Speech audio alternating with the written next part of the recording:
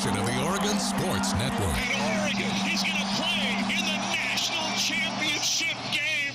Welcome to Duck Insider. Man, it feels great to be a Duck. Give it to me, baby. My house. I'm taking it there. Their competitors don't want to put the O on. Three, got it! We're going to compete to a standard every day. The Oregon standard. Rebound. Up and in.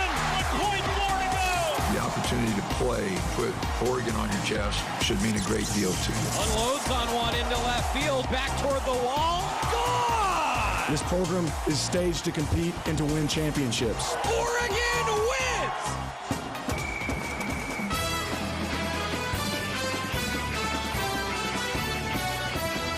This is Duck Insider on the Oregon Sports Network from Learfield, presented by On Point Community Credit Union. Better banking, local solutions. Live from the Country Financial Studio, let's talk Oregon athletics. It's a busy show. We've got the voice of the Huskies, Tony Castricone, coming up. I'm Joey Mack. Thanks for joining us for Duck Insider.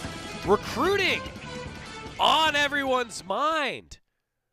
National Signing Day for a number of sports was yesterday. We told you to follow along with GoDucks.com because GoDucks.com would have a number of recruiting classes finalized by the end of the day. Well, now they're all available on GoDucks.com. That's highlighted by men's basketball, a top 5 class pretty much anywhere you look. A couple of 5-stars will be joining the Ducks. We'll have more on that when Dane Altman talks about them coming up on the pregame show, actually, tomorrow. 7:30 pregame when the Ducks take on UC Irvine at 8 o'clock at Matthew Knight Arena.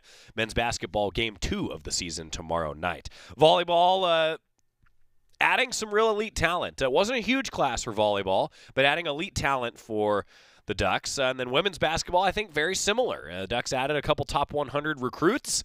And I think Kelly Graves feels really good about the depth that adds to the current team. Track and field, very similar. Acrobatics and tumbling, very similar. These weren't necessarily the largest recruiting classes for any sports in Oregon, but I think the quality of the class is what stands out. You can read all their bios on GoDucks.com, the next wave of Oregon Ducks coming in. Today we're also, in addition to Tony Castricone, going to talk with Bo Nix, Oregon quarterback, and Ryan Walk. It's Rivalry Week. Ryan knows more about Rivalry Week than most. Growing up in Eugene, growing up in literally the shadow of Autzen Stadium. We're going to talk about that coming up on today's show. Tomorrow's program, of course, Jerry, Jorgie, Jordan, and I will make Pac-12 picks, and we'll get the keys to the game from Jerry and Jorgie. I think this is going to be a big-time game. I think it's going to be a huge matchup at Autzen Stadium and a chance for the Ducks to get another ranked win because Washington sits number 25 in those college football playoff polls. Bo Nix has garnered a lot of Heisman attention, and he should. The student section even was chanting Heisman, Heisman, when they saw that he was in attendance at Matthew Knight Arena for the men's basketball opener on Monday. Well done, pit crew. Savvy job by the Oregon student section. Bo Nix, though, has been so humble throughout this entire process. He is the national leader in touchdowns responsible for.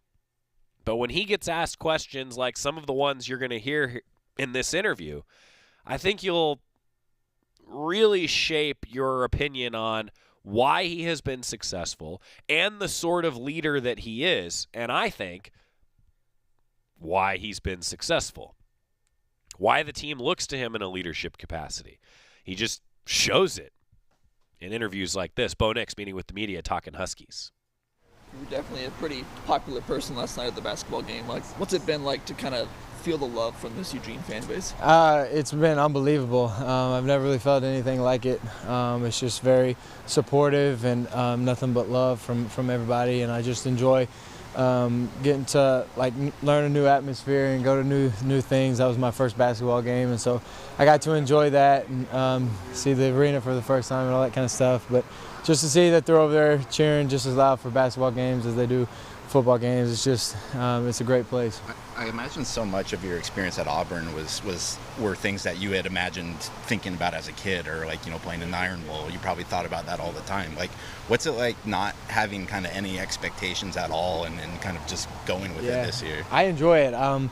It's just because everything's new. I get to have a unique perspective for everything and everything I see. I really have no background knowledge of it, so I'm just excited to, especially like this kind of rivalry, I'm excited to be in it. I'm excited to play in it and see the atmosphere on game day and just see the buzz around the complex and on game day around here in the stadium. I think it's going to be really exciting. But I think from a perspective of not having much background, I enjoy it. Does that make things easier at all? Like was it tougher then? I maybe so, because there's not as much expectation on the situation, or maybe on myself, but now I can just go out there and play and just have fun with the guys and just be in it for the first time, and whatever I see, kind of just have that perspective from there on out. Do you still have that game ball from the 19 iron ball? Of course I do. Where did you put it? It's at my house, back home. Do you search out like background information on this rivalry to be more knowledgeable about it, or do you just kind of let it come naturally? I let it come natural, because usually, you don't want to just look into it. I got a lot of kind of time to got to watch video and stuff like that. But I've been hearing it all throughout the locker room. There's a lot of guys that are born and raised here in Eugene or here in Oregon that have told me a lot about it. And so I enjoy hearing those kind of stories rather than kind of looking it up and getting the internet stories. I like getting the personal stories and the Oregon favor stories. Does Coach Adams have a particularly unique perspective given his history this week? Well, yeah, a few coaches from there that might have coached there, but we're all Oregon now and excited and ready to go, and we know the importance of the game. What do you see specifically from his Washington defense looking to attack on Saturday? They're good up front. They do a good job moving around. They're going to give some alignment changes. They're good in the box, and then secondary, they do a good job of moving and staying consistent with coverages. But a lot of those guys are versatile, that can play a lot of different things, so they'll move around, play different positions. They're solid. They're sound defense. They're well coached. You can tell on film just the little things they do, that they've been really well coached with this new coach. And I think that they play kind of how they're coached. They play very hard. They play with effort. And so you can tell that they just play very sound football on video.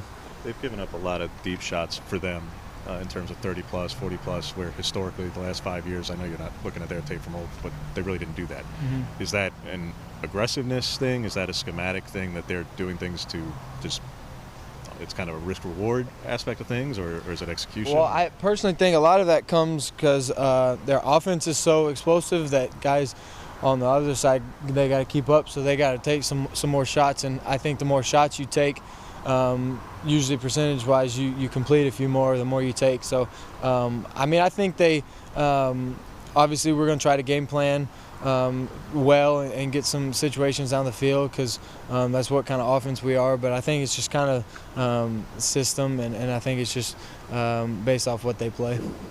We've seen this season that you guys often try and get Chris Hudson going early on in the games. What is it about him that really kind of opens up this offense and gets you guys off to a hot start? Oh, just his explosiveness and speed, and when he gets the ball, he's tough to tackle in different ways, just from just a speed and a quickness standpoint. And then he runs really good routes, catches the ball really well. He just is a dynamic guy that we like to use, and a lot of those receivers, we try to get them involved early so that they can kind of get a feel of the game and they can start fast, because sometimes for a receiver you don't get the ball for a while and it's tough to get going, but we try to get the ball to all those guys and let them start fast. How much do you think the Washington fight song kind of irritated you guys during practice? Was there anything behind that? No, I think it's probably just something just kind of jog your memory, like get you a little competitive during practice and get your mind right and get you passionate about the game. But I'm not going to say it's necessarily irritating, but I think it's just a good mindset to have. Once you listen to it a few times on repeat at the beginning of practice, it kind of sets the tone. You're playing as one of the best players in college football right now. Your name's coming up quite a bit for the Heisman. I think our offense is one of the best in the country. I think when you look at what we're doing offensively, everybody touches the ball almost. There's countless amount of people that have a touchdown. Our O-line's probably the best in the country. Coach Dillingham's probably calling it as good as anybody in the country. I think he's just in a very good rhythm, very smart, puts us in great situations. So I think you take me out of the equation, our offense as a whole, we're so dynamic and guys are doing so many different things. You can't really just say it's me, because you got guys running touchdowns, you got guys catching touchdowns. I think my job is kind of the easiest, just because I get to get those guys the ball, and they do the work for me. And so I'm fortunate to be on an explosive offense like this. You've literally got like national writers writing like apology columns to you, though, like saying they were wrong about you. Like that doesn't do anything. Well, you know, about this is the thing about college football. Sometimes guys, obviously, you don't really get to see the what they can do until a little later. Some guys start a little sooner, some guys go a little later, but I think that that's a tough question, because I am in such a good position to where it's hard to kind of say that, like, I don't know. It's tough. That's tough. I don't really want to comment a whole lot about it, because that's how you get in trouble. You made a lot of sacrifice in coming out here. You're 2,500 miles from home. Parents have a harder time getting out here. You're away from your wife for 6 months at first. How do you learn of some of the sacrifices that some of your teammates also make, and Brandon Dorlus specifically? Like, when do you learn of what he's going through this year, and for all the things that you personally are doing, some of the things that he's doing? Well, I know that's what the coolest thing about college football is. It brings so many guys from so many different backgrounds all to the same place. And then when we get here, we kind of get through together. We kind of create bonds and a connection throughout the team that keeps us motivated, keeps us going. Because a lot of guys are missing family right now. It's tough in the season when you don't get to go home, and some guys are in different positions than others with playing time and others. So it can be a tough time right now in the season. Thank goodness we're winning games, and that helps. But for guys like Dorlus, who have all the way from Florida, it's just it can be tough, and that's why it's so important to have a tight team that we have, and kind of keeps everybody just motivated, keeps everybody going, keeps everybody with a positive mindset. Simple question, but just how fun has this year been for you on a personal level? It's been so much fun. I think just being out there with the guys, and like it just showed on Saturday. You got different people scoring, everybody celebrating. The whole offense is going up and down. Defense is having their fun. I think just as a whole, I think that's why we're playing really well. I think we just connect well with each other, and we got enough older guys and enough new guys that are just kind of feeling their way through it, and then the older guys with the experience are just kind of bringing the experience. So I think that collectively as a whole, we're just having a blast, and I think that it shows on the field, and it I would say it correlates to winning. I think having fun takes your mind out of the seriousness of the game, and you're just allowed to go out there and do you. I was going to ask, do you ever feel pressure, or stress of the season to live up to the expectations, and how much has that helped this year? You know what? I haven't really felt stress or pressure. I think because we're so functional right now as an offense, so I don't have to have all the pressure. I don't have to make a play ever. I just got to do the right thing, do what I'm supposed to do, make the common play over and over and over, and that's what we've done offensively. We've just done the same thing repetitively, and we've gotten good at the basics, and we're just playing good football together. We're doing the right thing. We're not having a bunch of blown assignments. We're not having a bunch of penalties. We're not having a bunch of turnovers. So we're just doing what we're supposed to do, and that correlates to production on the field. He's just a really good leader. Bo Nix meeting with the media this week. I loved his answer about if he is playing some of the best football in the country, and he, of course, says it's his offense. He's in a great position. You know, that's what a good leader does, and I think that, that's a symbiotic relationship. You're a good leader. You're a great player. You have a great team around you. The Heisman is, in a lot of ways, not just an individual award. It is a team award. Guys like Marcus Mariota have said that. I think Bo Nix has a lot of those same qualities in terms of his leadership, and it's really fun to root for a guy like that, isn't it? When we come back, talking with the other side of this rivalry, Tony Castricone, the voice of the Huskies, with us after this on the Oregon Sports Network from Learfield. Hey Duck fans, we're all about protecting our home turf here in Eugene. You should do the same for your home with Country Financial Insurance. Most home insurance doesn't account for inflation, but with Country Financial, yours can. If something happens to your home, make sure you can rebuild the same house in the same place. Call a local representative or 866-COUNTRY and get a solid defense for your home. Home insurance policies issued by Country Mutual Insurance Company, Country Casualty Insurance Company, or Country Preferred Insurance Company, Bloomington, Illinois. Property must meet age and condition requirements, which vary by state. From the weight room to the classroom, on the field and off it, On Point proudly supports University of Oregon athletics because student athletes do so much more than bring us pride on game day. They bring our entire community together in Eugene and all across Oregon. So whether you're watching the game in the stadium, at home, or at your favorite local business, their success makes all of us stronger. On Point Community Credit Union, onpointcu.com. Federally insured by NCUA, Equal Housing Opportunity. Don't go anywhere. Duck Insider continues after these messages on the Oregon Sports Network from Learfield.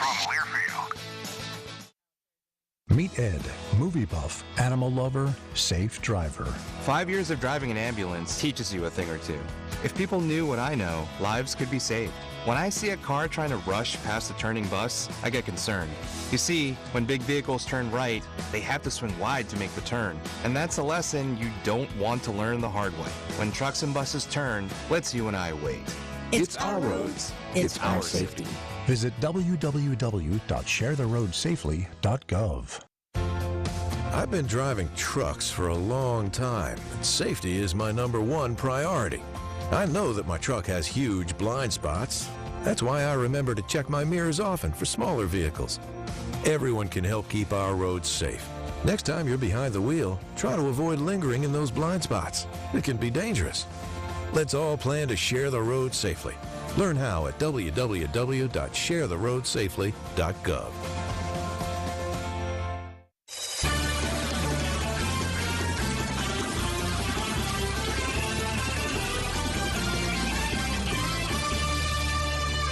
Inside the Country Financial Studio, it's Duck Insider presented by On Point Community Credit Union. Joey Mack joined virtually from the great purple north. Look at that office. Tony Castricone, voice of the Huskies, is with us. Tony, hey, thanks for taking the time, as always. And how are things, sir, up there in Seattle? Things are, well, let's try to be precise. Things are 3 or 4 wins better than they were last time we saw you guys. Yeah, that's right. It's been a really fun turnaround this year, a really fun and exciting offense to follow. A 7-2 start is one heck of a way to open the Kalen DeBoer era. And I think there's just there's a lot of positive emotion and a lot of good feeling heading down to Austin Stadium for the first time. Like, look, you guys got one of the elite atmospheres in Western college football, and we haven't been there in 4 years. I mean, it's hard to believe, and so I think we're really looking forward to the opportunity to go in there and hopefully end a home winning streak that started with us 4 years ago. So I know that's something everybody's looking forward to. You bring up the winning streak, and there have been some doozies between these two teams where the road team's gotten the best of the home team a few times and vice versa. I mean, that's what makes this rivalry so much fun. Okay, I have multiple follow-ups, but first, before we talk football, I've been asking everybody, before I became a father, for fatherly advice. Now that I am a father, you're about to be the father of a 1-year-old. Fatherly advice, what should I know heading into, I guess, the second trimester of life? Oh, gosh. So we're 3 months down, right? We're at 11 weeks, yeah. Okay. Gosh, you're asking me about 9 months ago. That feels like a lifetime ago.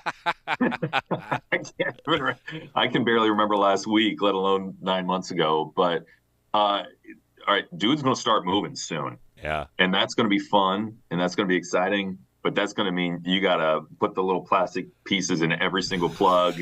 Anything that's reachable, you're going to have to put that away.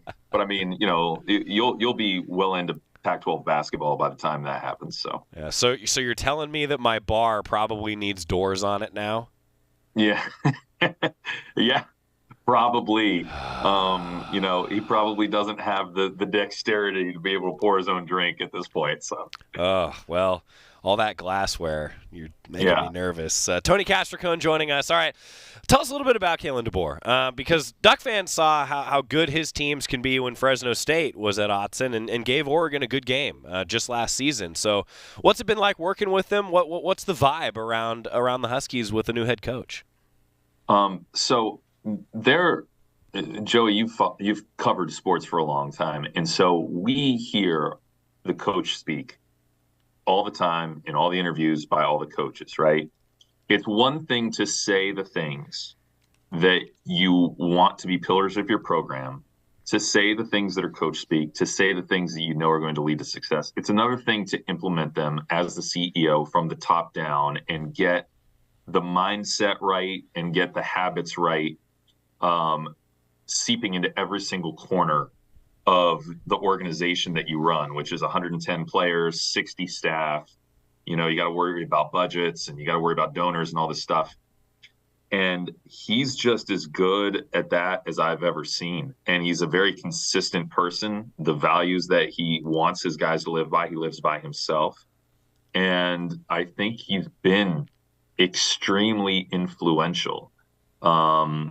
He's been influential on me, even. I mean, some of the things he talks about, just having a 1-0 mindset. And then I'm taken into being a father of an 11-month-old, right? And I'm just like, okay, you know, that diaper change didn't go the way I wanted. Put it out of your mind and get it next time, right? Like, you can only live in the moment, right? And so I think he's had an influence on me. He's had an influence on everybody in the program. And I think that's why you're seeing a team that I think, given certain circumstances, is maximizing its potential right now. I mean, I don't think that ASU game is really indicative of the Huskies playing their best ball. But there were times, we talked about off the air, there were times that out of the 11-man formation defensively, 3 or 4 of those guys were guys they expected to redshirt this season. They've been so hurt by injuries and other things that was not a defensive performance that anybody was expecting. And then, you know, there's always some weird legacy stuff with games too. I mean, Huskies haven't won there since 2001, lost in a row. You never think that stuff is really going to manifest in a moment until all of a sudden it does again. And you're just like, man, there's something to this, right? So I think the ASU is a clear outlier. The road game at UCLA was a 1-possession loss against a really quality football team. I think you can live with that. I think Husky fans wish they were 8-1 right now. But again, given that they were 4-4 going into this game last year, 4-5 coming out of it, and just looking like a total mess on the offensive side of the ball, I think the leadership that he's brought in and the staff that he's surrounded this roster by has been exactly what the doctor ordered for this program, which sets up an elite college football rivalry game. I mean, it's ranked on ranked. Joey, you know this. Oregon has had its runs. Washington has had its runs. Rarely have those runs coincided. Right. And over the great 114-game history of this rivalry, only 7 times have the two teams been met. Have the two teams been ranked when they met one another? This will be the 8th time. And 5 of those 8 have occurred in the last 10 years. Right. And so we're in a special era of this rivalry. And that's what I think everybody's really excited about, is we get a rare opportunity for the next rendition of something that I think is gaining traction nationwide. People are starting to wake up to the level of vitriol between fan bases, the stories about Don James and Rich Brooks and all just the rich tradition of this rivalry. People are starting to wake up that not only is this an elite college football rivalry, but now both programs have something to offer to the national landscape as well at the same time. Tony Castricone joining us, voice of the Huskies. You bring up a great point that with the runs, because I think this rivalry has been defined by long runs of win streaks by each side. And the fact that now we're getting this sort of clash of two really good teams and great fan bases, I love it. What's been the conversation up there about the rivalry, Tony? Because I got to tell you, my opinion for a second. The way that Coach Lanning has approached the rivalry has been perfect, in my opinion. I like coaches that say, yeah, this game means more. more. We know it means more. It's still a game of football. You still have to execute. You got to keep your emotions in check. But this game does mean more to the communities. I love the fact Coach Lanning's approached it that way. How's it been approached in Seattle this week? It sounds very similar to what I've heard out of Kalen DeBoer. You know, he'll say, this is the most important game because it's the next one. You can only play one at a time. That said, we understand that every speaking engagement we show up to, one of the first questions you get from people is, what are you going to do about the Ducks? Right? Like, I mean, and he gets that, and he knows that, you know, and Joey, we feel it too, man. Yep. I mean, look, every day you get a chance to throw a headset on is a special day.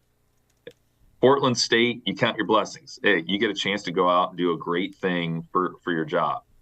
It's different when you go to Autzen. It's different when you play in a rivalry game. It's different when it's ranked versus ranked. Yeah. It's different when you really don't like the opponent. It's different when there's just rich tradition and history with storylines, with recruiting, with all this stuff. It's different. It's special. You don't get it even every year because sometimes you got an off year and it's like, well, the game just doesn't feel as big. Last year, we wanted to knock you guys off out of the CFP top 4, but we didn't have the juice. We didn't have the team. Things weren't going well within the program. It's different this year. There's a chance you're favored.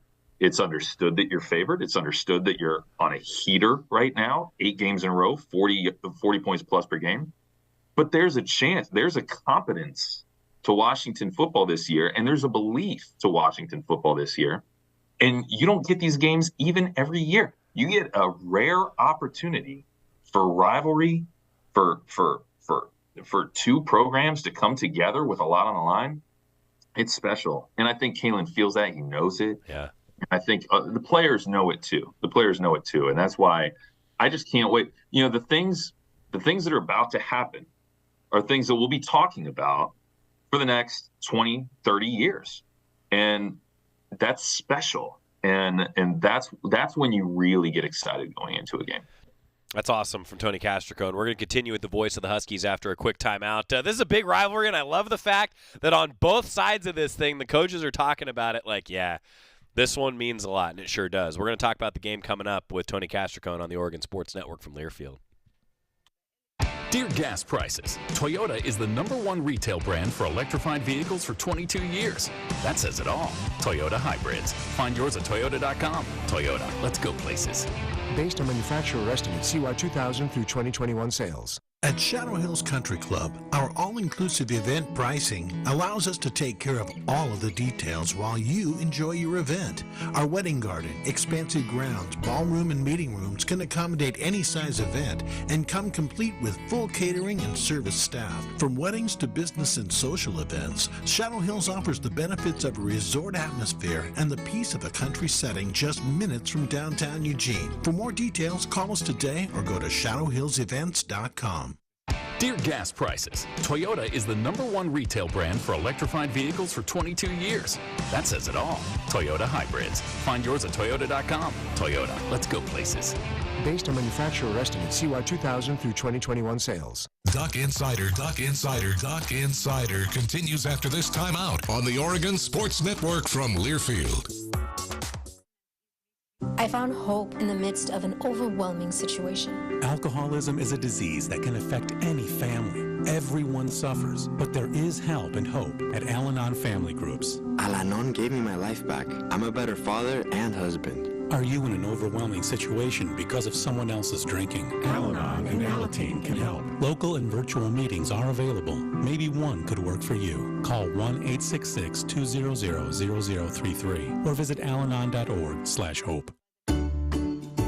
Medicaid and CHIP offer free or low-cost health coverage for children and teens. Hospital and doctor visits, prescriptions, shots, and more are covered. That's peace of mind for parents if a child is sick or gets injured. And parents may now be eligible for Medicaid too, even if they've applied in the past. Enrollment is always open. Visit insurekidsnow.gov or call 1-877-KIDS-NOW. Paid for by the U.S. Department of Health and Human Services.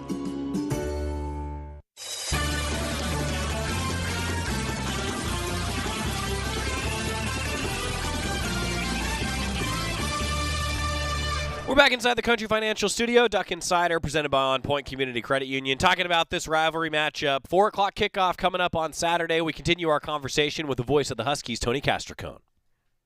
Your head coach is squaring off in the rivalry. And, you know, Tony, maybe you and I are having this conversation 15 years from now with the same guys at the helm, right? I mean, I think that's kind of what both fan bases are looking for, is a little bit of stability down the stretch, don't you think? I think it's so hard in today's day and age of college football because there's so much stress put on coaches. And NIL is hard keeping everybody happy on your roster. And recruiting is hard because there's so much to it. And you feel like you got to be on 24/7, 365. And you don't see the 18-year runs that Don James had as often anymore. You know, Chris Peterson had to tap out after 6 years, you know, and in Oregon, we've seen a huge turnover over the last 8 to 10 years at Oregon.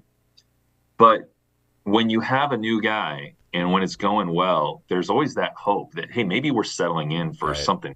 Maybe we're settling in for a real run here.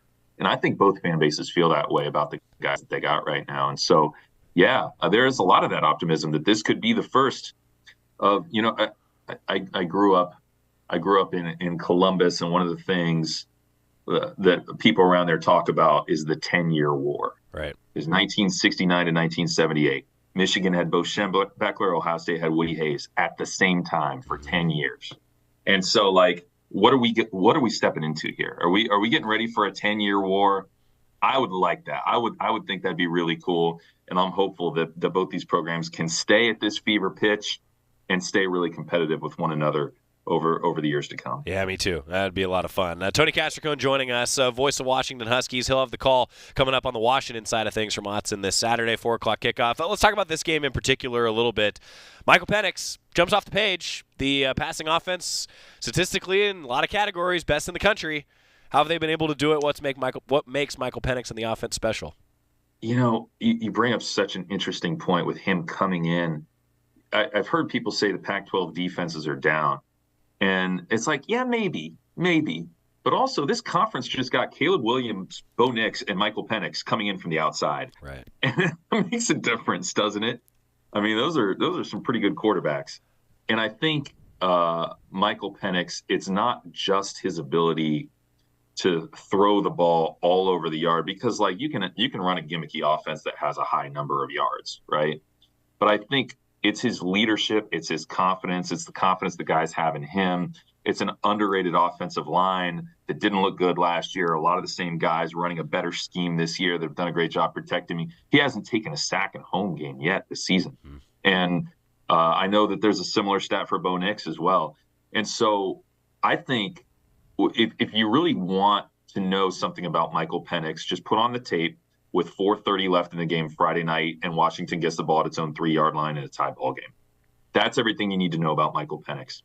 3 third-down conversions going into a wicked 40-mile-an-hour wind. Yeah. You know, just a calm and a confidence that they can go out and execute at any given time. I think that is where this program in 12 months has gone from like a 2 to a 9. That's where I think last year was a one-possession game, and Washington had the ball late, and they settled for a punt because they just didn't have the confidence they could get a 4th down conversion. Now you've always got the confidence that if you're down one possession, they're going to find a way to get this done. And you know what? Even at Arizona State, that game we lost, we were putting that same drive together. And then on 3rd and 10, had a bad snap that set up 4th and 30. And that's what really, you know, cost them the game. But I still believe in my heart that they were going to go down and punch that thing in and send the game to overtime. So the offense, these two offenses, the top 2 offenses in America in first downs per game. Yeah. We're going to see a lot of big 3rd downs, and we're going to see a lot of good offense in those situations. We talked about this on the Coaches Show last night, that exact stat, and then the efficiency of both offenses and the way that they've operated. And you touched on this, and I think it's a huge key in this game. The quarterback that gets sacked the most, that team's probably going to lose. You know, I just have a feeling about it because both of these offensive lines this year have been next level good, top 5 in terms of protecting the quarterback, Tony. I think that is a huge key. What do you think? So It could be if it happens. There might not be any sacks in the game. Yeah. The other thing is, if it happens, whoever wins the turnover battle is going to have a huge edge. Right. If it happens, Washington hasn't forced hardly any. They haven't given up hardly any. Yeah. There was a bad pick six in that game against Oregon State that really, I thought, kept them around when Washington had a chance to maybe put its mark on that game and potentially pull away. But outside of a couple of bad throws this year, I mean, Washington has not lost a fumble offensively, and neither has Oregon. Yeah. The one fumble lost by Washington was on a punt return. Right. So we're talking about two offenses that are very, very similar in their competence. Big play ability, multiple, versatile, great quarterbacks at the helm, don't make a lot of mistakes. I think this game is going to hinge on what might be considered a mistake, but what might be a good play by a defense or a special teams here or there. Right. It's going to come down to 4 or 5 plays that are going to make the difference, and who knows where those are going to come from. Yeah, I agree. I mean, I think the defenses are both going to be underneath a bit of a microscope in this game because the offensives have been so good. Tony Castricone joining us. I did want to talk to you a little bit about the defense, Tony. I mean, you mentioned that it's not the traditional Washington really good defense, and I think Oregon's defense, the national perspective heading into the season was, well, it's Coach Lanning. Best defense ever maybe in college football at Georgia last year, and the Ducks probably haven't lived up to that billing yet. I feel like the defense, it is a real key in this game, and both teams maybe that trying to find their potential on defense. I'll put it that way. I mean, it's not like you guys don't have the talent. You've got tons of playmakers on that side of the ball. I think there are areas where Washington has those playmakers as well. Edefwani Lefosio was all conference as a linebacker, hasn't played all season, coming off an injury. Saw the field for a few snaps against Oregon State. He'll really actually be out there for the first time all season on Saturday at Autzen. But the Huskies are one of the top teams in the conference, really even in the nation, at getting after the quarterback. Braylon Trice, Jeremiah Martin have been great off the edges. Zion Tupuola-Fatui is actually coming in off the bench. They've been so good at that edge position. And then I still think there are some linebackers and some defensive players that have not quite lived up to their potential yet. And so we're waiting on some of those transfers. I thought Cam Bright, the transfer out of Pittsburgh at linebacker, had his best game of the season Friday night. In the secondary, we're just going to need guys to step up and make plays. Guys are going to have to be disciplined. But, I mean, that goes both ways, right? I mean, I don't think either of these defenses have played up to the standard, up to what the expectations were coming into the year. But I think we really underestimate. Like, it's hard to learn a new system. Sure. It's hard to cobble together transfers and all these guys that, like, you get a spring, you get a fall, and then you got to go, and the bullets start flying. It's hard to do what these guys are asked to do, and it's not an overnight thing. Sometimes it looks easy because guys are unbelievably good at what they do. But sometimes when it doesn't look easy, when you go through those struggles, it takes a minute. Dan Lanning's still every bit the defensive coach he was last year. And it's the same thing with Washington's players and coaches on that side of the ball, too. It's taking some time, but both offenses are going to be really fun to watch on Saturday. Yeah, I'm looking forward to it. We've been talking about a lot of different keys. To me, I think third down is going to be a real key. Washington, one of the best in the country at converting on third down. Duck defense has not disrupted all that well on third down. I mean, there's so many different things in a game like this. That's what makes it so fun because it's a top 25 matchup, Tony. Tony Castricone, voice of the Huskies. I could talk with you for an hour, but you actually have a job to do. So I'll let you go. Anything else fans should know? You excited for this one? You ready to come to Autzen? I can't wait. I mean, I just think I said it earlier, but it's just a special thing to get to be a part of in any capacity, man. Player, coach, fan, you got to take it to the game. If you're watching on TV, listening on the radio, broadcasting, whatever, you get a chance to be part of this. It's special. And I think both fan bases know that. And I think that it's something we look forward to all week long, all year long. And let's put that ball on the tee at 4 o'clock and have one heck of a college football game. I think is an opportunity on Fox for all the nation, that sometimes may poo-poo Pac-12 football, to be able to be highly entertained by two programs that I think are still flying under the radar a little bit. I think you guys are one hell of a football team. And, that week one has discounted you in a lot of people's minds nationwide. Sure. But I still think what you've done since then is remarkable. And I think being ranked number 6 in the country shows that the committee has a lot of respect for you. The voters have a lot of respect. Now it's time to just, hey, both these programs got to go give it their all and leave it all out on the field. I love it. Tony Castricone, voice of the Huskies. He'll have the call coming up from Otson on the Washington side of things. Of course, a 4 o'clock kickoff on Fox, 2 o'clock pregame show for us across the Oregon Sports Network. Tony, looking forward to shaking your hand in person again. And these are always fun. It's nice when the broadcast crews can have this conversation. And then, of course, I'll end it the same way that you're going to end it, but on the opposite side with a Go Ducks. Go Dogs. Tony Castricone, voice of the Huskies with us. We're going to get a timeout, come back. More student athletes talking about this matchup, including a Eugene guy and Ryan Walk. That's next on the Oregon Sports Network from Learfield. Welcome to the Slocum Center Minute. Slocum Center Orthopedic Doctors are located here in Eugene, and they are the official orthopedic team physicians for your beloved Oregon Ducks. With me, I have Dr. Jeffrey Tooman, an orthopedic surgeon, discussing options for shoulder arthritis. What is shoulder arthritis? All of our joints are lined by cartilage, and when that cartilage breaks down, that is what arthritis is. And it's no different in the shoulder. So our shoulder joint is lined by cartilage, and when that shoulder joint breaks down, arthritis will commonly cause pain and dysfunction.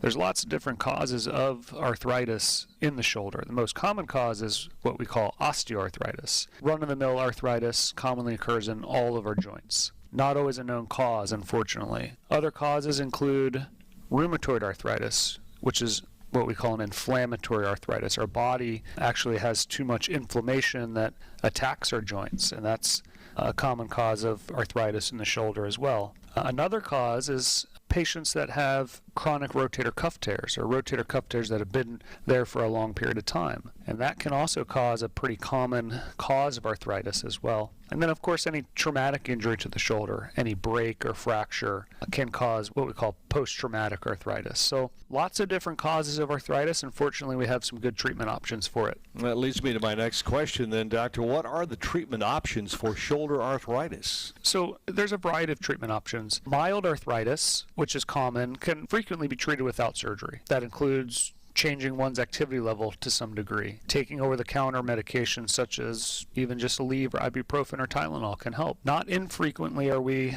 offering cortisone injections for shoulder arthritis. Now, unfortunately, that doesn't take away arthritis, but it can improve someone's pain and function. And then when it gets to the point where pain and dysfunction is so high, we're often talking about shoulder replacement. Shoulder replacement's a very good option for different types of shoulder arthritis and is quite successful at improving function of a patient who was dysfunctional prior and also alleviating or eliminating pain. It's a very good option, and we have the ability to talk about the different types of shoulder replacements with patients and pick the best kind of treatment option for them. We have been talking here on the Slocum Center Minute, brought to you by the Slocum Center for Orthopedics and Sports Medicine, the official orthopedic sports medicine team physicians for University of Oregon Athletics since 1967.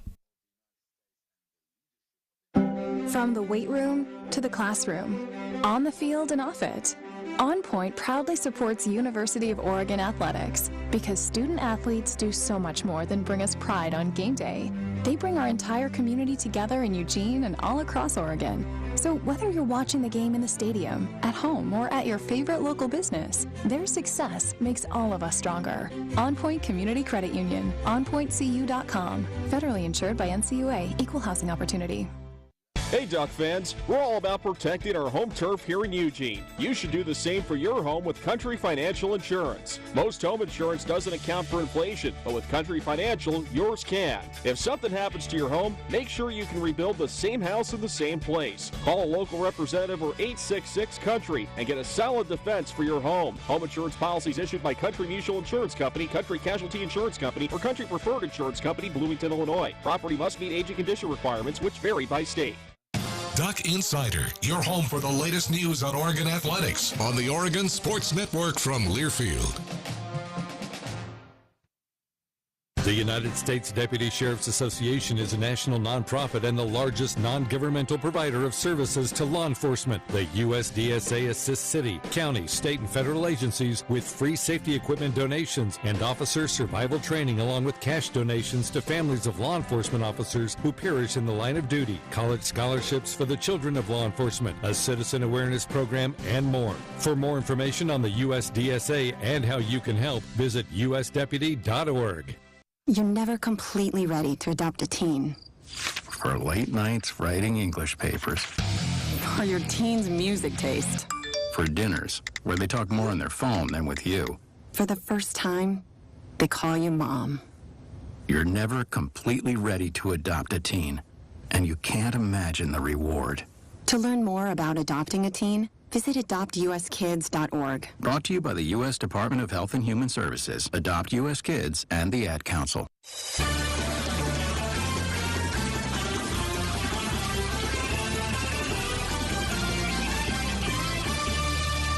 Back inside the Country Financial Studio, Duck Insider today, presented by On Point Community Credit Union. You know, it's a fun week when we get to talk with guys like Ryan Walk. It's also a fun week because Duck fans all over have been submitting for every home game our Pet of the Week, brought to you by our friends at Dove Lewis, Oregon's only nonprofit 24/7 emergency animal hospital. This is Riot, great name, 11-month-old German Shepherd, apparently a total goofball and a huge Duck fan. Pet of the Week. Makes sense. Yeah. Good dog. We've had a lot more dogs than anything else, by the way, on our Pet of the Week. We did have a snake submission.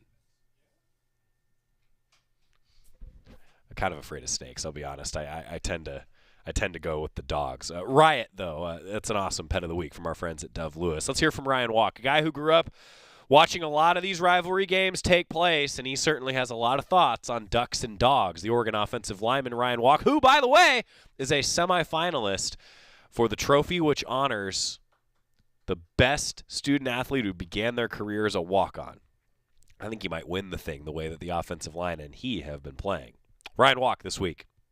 I think, there's just been an emphasis on it this week, that it means a little bit more this week. Rivalry week means something around here, and so we're trying to prepare to give ourselves the best chance to win on Saturday. They're pumping in bow down to Washington, I think, for at least part of who were out there. What's the point of that? What's that get across? I think someone said their band is going to be here on Saturday, and so it's just kind of a little extra motivation that we don't want to hear that on Saturday, so do what you can in practice, make sure it doesn't get played on Saturday in our stadium.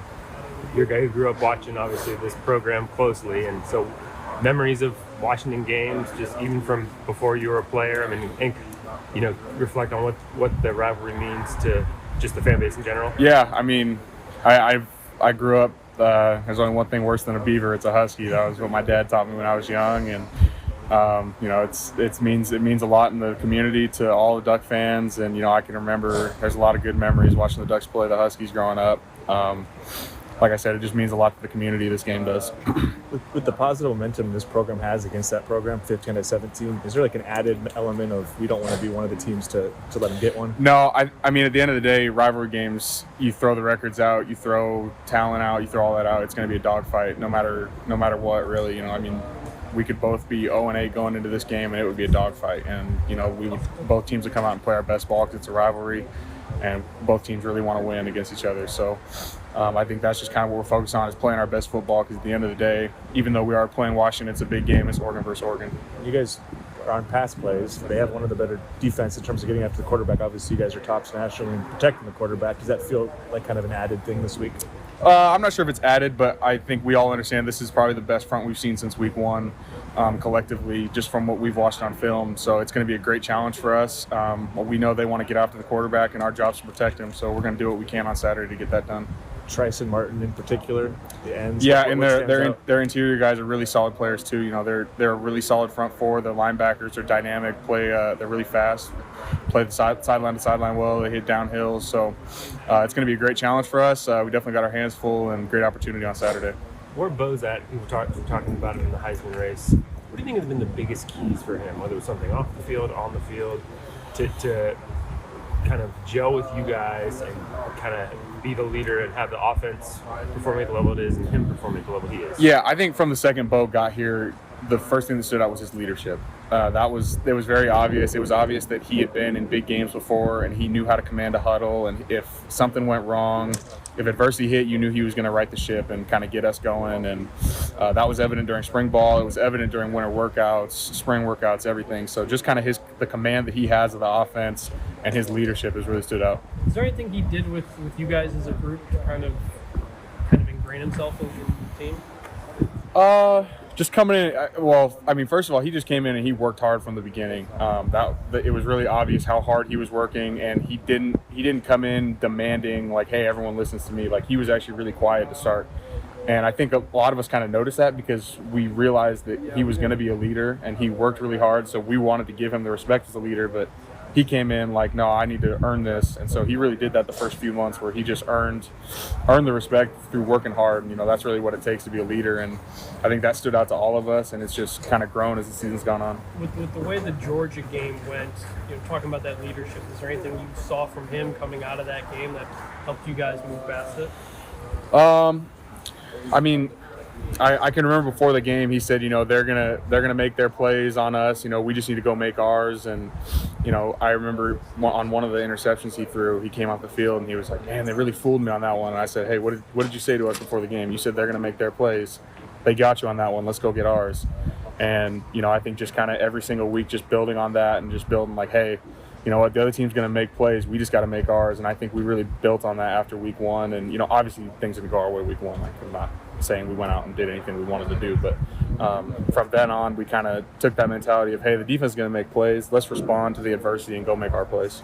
As one of the guys who's been here for a long time, how much does being on the other side of this one, and one of the few guys who actually experienced that, do you want to get across to guys who, hey, we dominated this rivalry? You're talking about like 2017? Yeah, I mean, and then like Cam being here in 2016 too, so I mean, there's still a few dudes left who were here when, they outscored us 100 and whatever to not very much those 2 years there. So I think to all of us who have been here for a while, we understand how much it really means.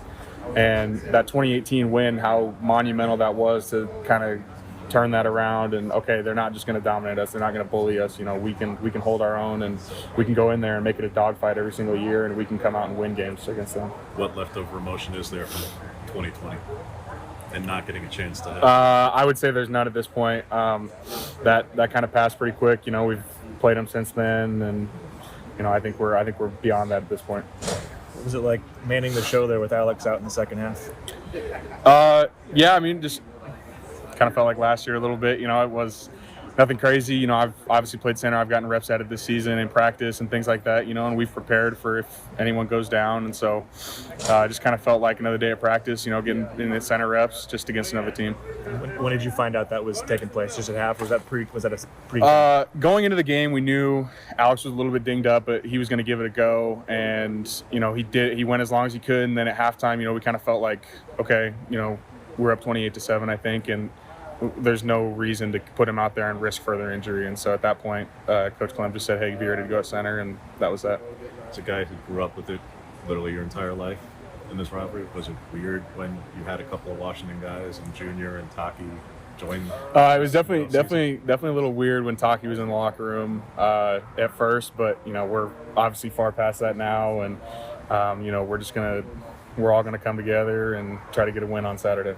How big is it to play, this rivalry specifically in Austin Stadium and have your fans here? Yeah, it's awesome to get to play in front. Any opportunity we get to play in front of our fans is awesome, and I know they're going to be extra juiced up because we're playing UW this week, and so just a great opportunity against a really good football team. So looking forward to Saturday.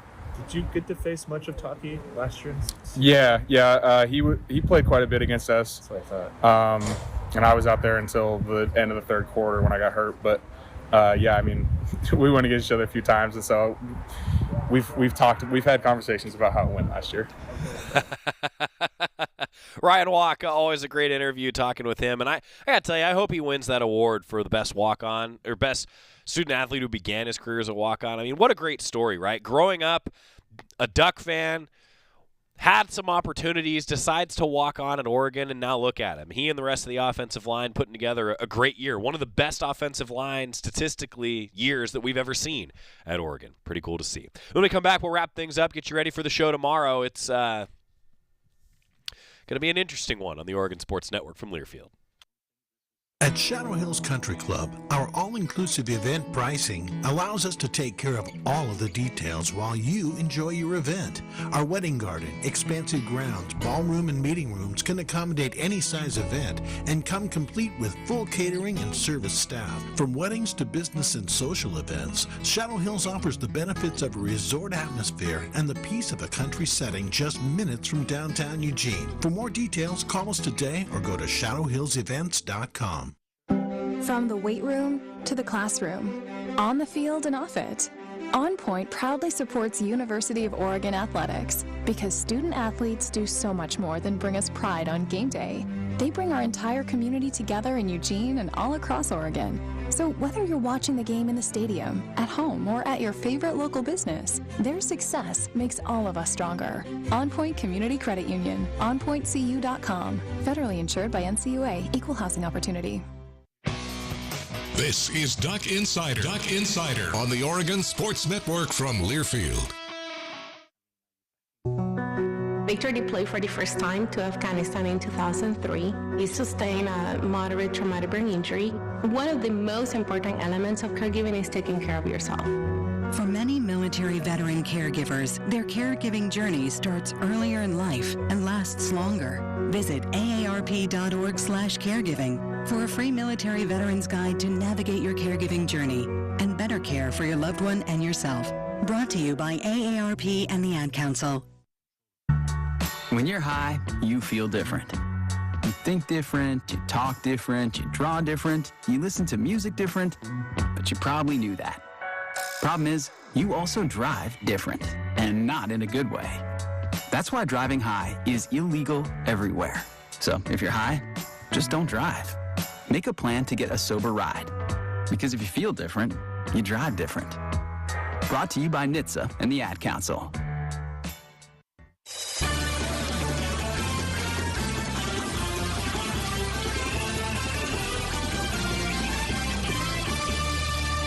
Back inside the Country Financial Studio, Duck Insider is presented by On Point Community Credit Union. Tomorrow's show, we're going to hear from a number of student athletes like Troy Franklin, Maliki Mataval, probably a little bit from Bennett Williams as well. And then basketball season officially upon us. Both Kelly Graves and Dane Altman talking about their new recruiting classes that came in yesterday. We'll have that for you on the show tomorrow in addition to our picks and our preview with Jerry and Georgie, and Jordan's going to join us as well. We're also still asking the question, how long will it take for Terry Johns to drop his headset on Saturday at Matthew Knight Arena and then put his headset on in the Autzen Stadium broadcast booth?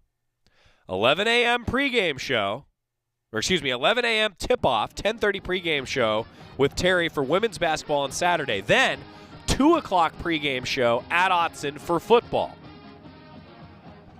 Right about 12:45, 12:50. The headset goes off, goes to his car, makes the trek over to Autzen. How long will it take him? We're timing it. Probably strapping a GoPro to his chest, too. We'll talk about it tomorrow. See you then. To protect his home and family from disaster, Steve used courage, wisdom, and